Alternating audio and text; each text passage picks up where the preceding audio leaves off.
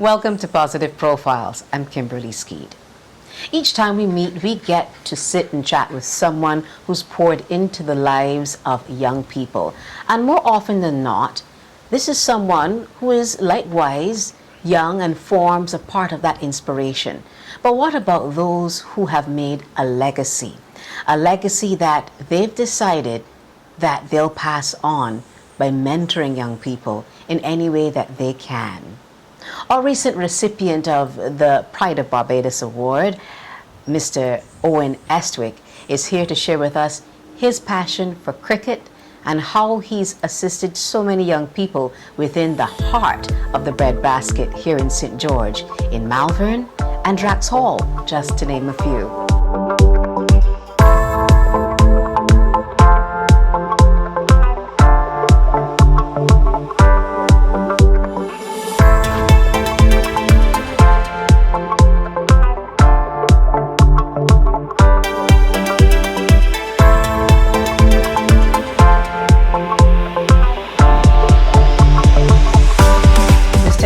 Thank you for taking some time to share with us on Positive Profiles. Thank you. You're welcome.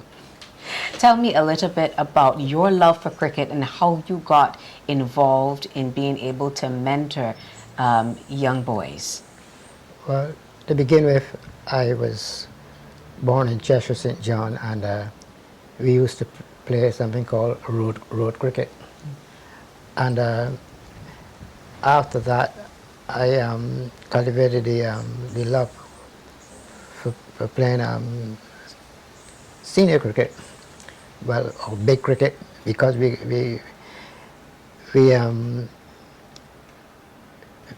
in Cheshire it was about close to half mile from pool pasture, which is better known as pool woods, because the whole pasture has now been overgrown by vegetation, and we were almost forbidden from playing any more cricket at pool pasture, and we had to go to Gall Hill to continue the remainder of our cricket season, because the incident was a very unpleasant one, because the person who encouraged us to play cricket at pool was Mr. Charles Armstrong, who eventually he was the manager of Pool Plantation eventually, but he was a member of Winwood Cricket Club, and he felt that we should be facilitated by playing on the pasture. I want you to take me back to Gall Hill, because once you found a cricketing home in Gall Hill to play as a young boy, you took the playing of cricket into school and then into your adult years? No, on the other hand, I think, given I went to lodge at the age of 12, and I became a cricketer at the lodge school. Our master at the time was Mr. Graham Wilkes, who was more footballer than cricketer, but he was responsible for games, and he spared and by encouraging the boys at the lodge to play games. Now, Graham Wilkes played football for Barbados, and he also played, and then he played cricket for the school. But he was very instrumental in exciting our interest in the game, whether it be football or cricket. I want to find out from you about your contribution to regional cricket among the youth. Okay. Um, when my contribution started because I used to go to cricket with my father at pool. And in those days, there was a cricket club at Corditon, at Court Chill in St. John, called him, of all things, the Marylebone Cricket Club. And at pool, the Danes played, but and across the Clifton Hall, it was the Romans. So the whole thing was about a touch of history. The Danes and Romans, as you know, in history were warriors. So when the Romans played,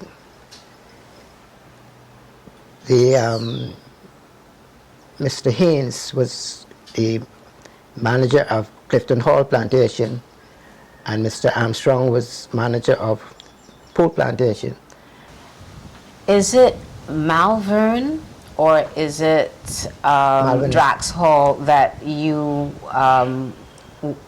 helped to mentor young cricketing boys as a man coming up? At that point, no, I was at work, and I used to go to the games at Malvern, and Malvern was pretty close to Eldrin. Eldrin is, as you know, the district is you come off Buckley and you go up to Eldrin, and on the one side there was also Drax Hall. Drax Hall, which incidentally owns the lands which are contiguous to my property in prerogative. I believe because of my limited skills, I was destined to do something into cricket, and it turned out that I managed the you would be aware that I managed the Barbados team at some stage, and but it's strictly cricket. But you managed the whole Barbados team. Tell me about that.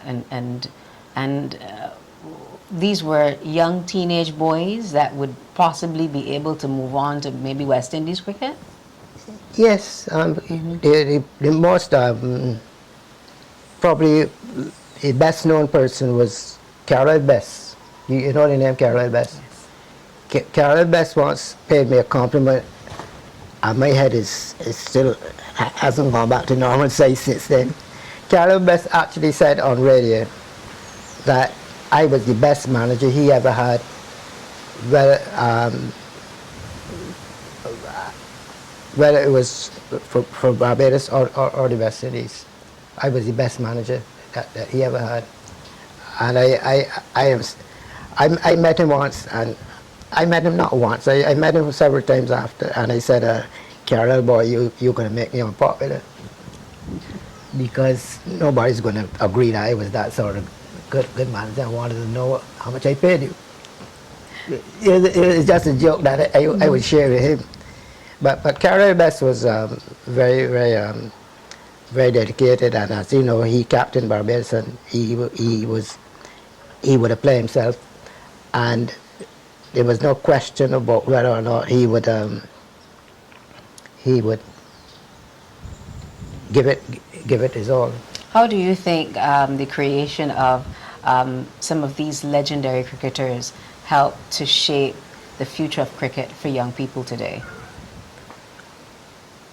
I think that is the significant thing, because they became very popular. You get Sir Everton Weekes, which he later became.